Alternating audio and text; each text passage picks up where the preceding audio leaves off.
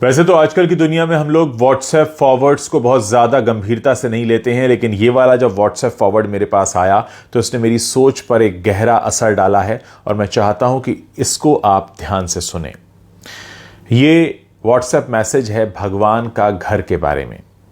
कल दोपहर मैं बैंक गया था तो वहां एक बुजुर्ग भी अपने काम से आए थे। वहां वो कुछ ढूंढ रहे थे। मुझे लगा शायद उन्हें पेन चाहिए, इसलिए उनसे पूछा तो वो बोले, बीमारी के कारण मेरे हाथ कांप रहे हैं और मुझे पैसे निकालने की स्लिप भरनी है, उसके लिए मैं देख रहा हूं कि कोई मदद कर दे। मैंने बोला, आपको कोई आपत्ति ना हो तो मैं आपकी स्लिप भर देता हूं। उन्होंने मुझे स्लिप भरने की अनुमति दे दी। मैंने उनसे पूछकर स्लिप भी भर दी। रकम निकालकर उन्होंने मुझसे पैसे गिनने को कहा तो मैंने पैसे भी गिन दिए। हम दोनों एक साथ ही बैंक से बाहर आए तो बोले, सॉरी, तुम्हें थोड़ा कष्ट तो होगा परंतु मुझे रिक्शा करवा दो, इस भरी दोपहरी में रिक्शा मिलना बड़ा कष्टकारी होता है। मैंने बोला, मुझे भी उसी ओर जाना है, मैं आपको कार से घर छोड़ देता हूं। वो तैयार हो गए। हम उनके घर पहुंचे। 60 बाई 100 के प्लॉट पर बना हुआ एक घर था। घर तो क्या कहें, बंगला आप कह सकते हैं इसे। घर में उनकी वृद्ध पत्नी थी। वो थोड़ा सा डर गई कि इनको कहीं कुछ हो तो नहीं गया जिससे उन्हें कोई छोड़ने एक अपरिचित व्यक्ति घर आया है। फिर उन्होंने पत्नी के चेहरे पर आए भावों को पढ़कर कहा कि चिंता की कोई बात नहीं है, ये मुझे छोड़ने आए हैं। फिर बातचीत में वो बोले, क्या बोले अब ध्यान से सुनिएगा।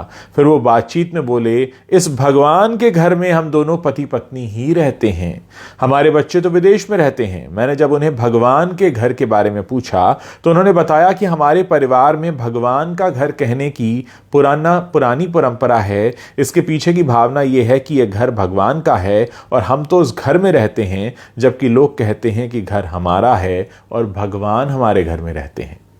मैंने विचार किया कि दोनों कथनों में कितना अंतर है। उसके बाद वो बोले, भगवान का घर बोला तो अपने से कोई नकारात्मक कार्य नहीं होते और हमेशा सद्विचारों से हम ओत प्रोत रहते हैं।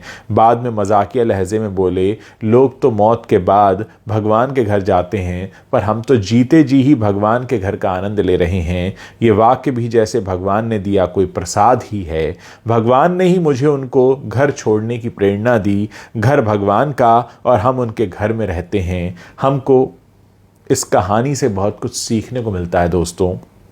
अगर हम इस पर अमल करना शुरू करेंगे तो हमारी आने वाली पीढ़ियों के विचार भी वैसे ही हो जाएंगे। अच्छे कार्य का प्रारंभ जब भी करो वो एक नई सुबह होती है। ज़रा सोचिए, अगर आप अपने घर को अभी से भगवान का घर कहने लगेंगे तो उसके अंदर से जितनी नेगेटिविटी है, जितनी नकारात्मकता है, वो खुद ही बाहर हो जाएगी और फिर हमें कुछ अपने अंदर ये सोचने की ज़रूरत नहीं है कि हम किस तरह से बिहेव करें अपने घर में। जब आपको पता होगा कि आप भगवान के घर में रह रहे हैं, भगवान का घर यानी मंदिर, और मंदिर में कैसे जाते हैं, सर झुका होता है, मन में कोई क्लेश नहीं होता, मन में कोई गलत भावना नहीं होती। और ऐसे ही अगर आप अपने घर में रहना शुरू कर दें तो यकीन मानिए कि पूरा जो संसार है वो स्वर्ग बन सकता है।